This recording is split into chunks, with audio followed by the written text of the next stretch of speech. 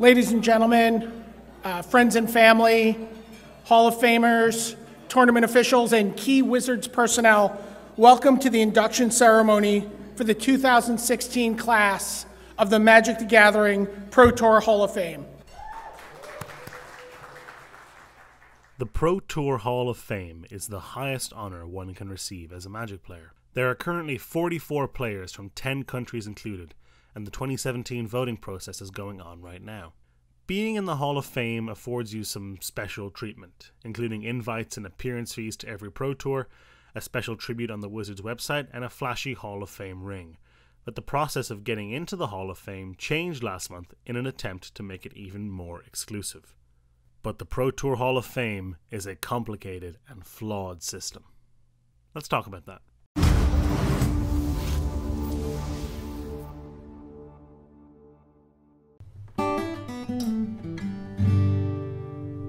The Hall of Fame, according to the Wizards website, enshrines the most significant and influential competitors of the game. These two phrases form the crux of the spirit of the Hall of Fame, but there are strict eligibility requirements.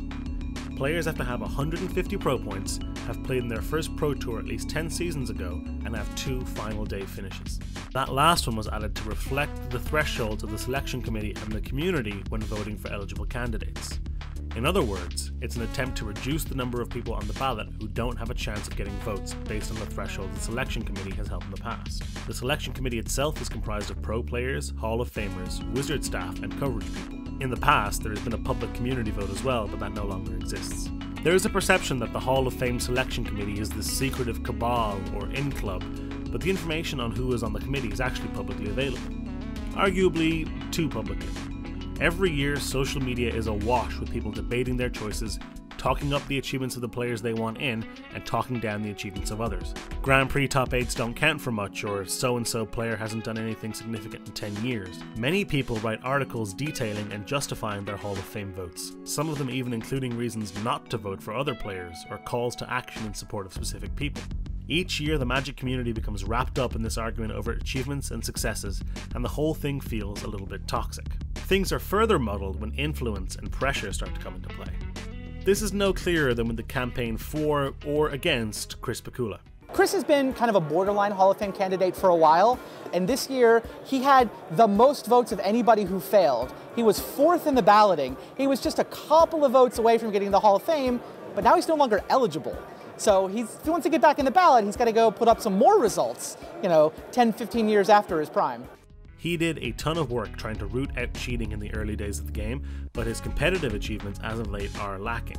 Matt Sperling wrote an article on Channel Fireball where he questions how one can argue that someone famous for not being eligible for the Hall of Fame should be voted in immediately, stating sarcastically that Chris's lack of success in Magic tournaments would have gotten in the way of his election into an institution that rewards success in Magic tournaments. Further controversy arose when Mark Rosewater tweeted stating that everyone should vote for Chris. There is no one in the world more linked to Magic than Mark Rosewater. He is the face and lead designer of the game, and a tweet from him is a huge boost of support for Chris. Or a huge amount of pressure if you don't think Chris should be included. Naturally, controversy ensued with voters responding on Twitter and articles popping up about the ethics of a Wizards employee endorsing a candidate so strongly. Most people would agree that the Hall of Fame is a good thing. It allows the game's most famous and influential players to keep playing and adds a level of prestige to Magic. League of Legends, Dota 2, Hearthstone, Yu-Gi-Oh!, Street Fighter, none of these have a Hall of Fame the way that Magic does. And Magic's is actually a lot more like the Baseball Hall of Fame. It actually functions very similarly to the Magic one, but with 2 main differences. The Baseball Hall of Fame has a much looser eligibility criteria. Anyone that has been retired for 5 years and played for 10 is eligible. This list is then culled down by a committee to the ballot. This system, I think, is actually worse than Magic's. It means that there actually is a secret committee that gets to decide if you're on the ballot or not. Anyone qualifies in Magic provided they aren't in trouble with the DCI and they have hit all the requirements. This is actually what happened to Tomohiro Saito. Saito was elected into the Hall of Fame in 2010, but 2 weeks prior to his induction, he was disqualified from GP Flawed for what was interpreted as slow play. He received an 18-month suspension from the game, but he has since found his way back onto the ballot. He joins 55 other names eligible to be voted into the 2017 class of the Pro Tour Hall of Fame. Both the Baseball and Magic Hall of Fame require that a player be named on a certain percentage of the selection committee's ballots to be voted in.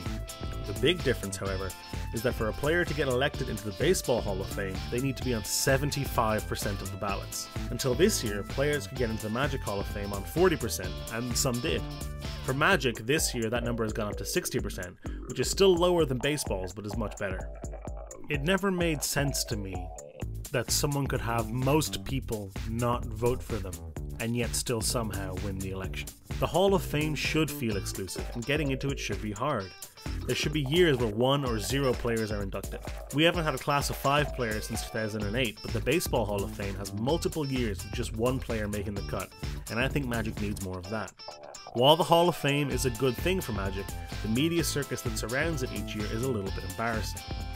I think the Hall would benefit from people being a little more private about their votes, or at least not being so brazen as to campaign for or against specific players.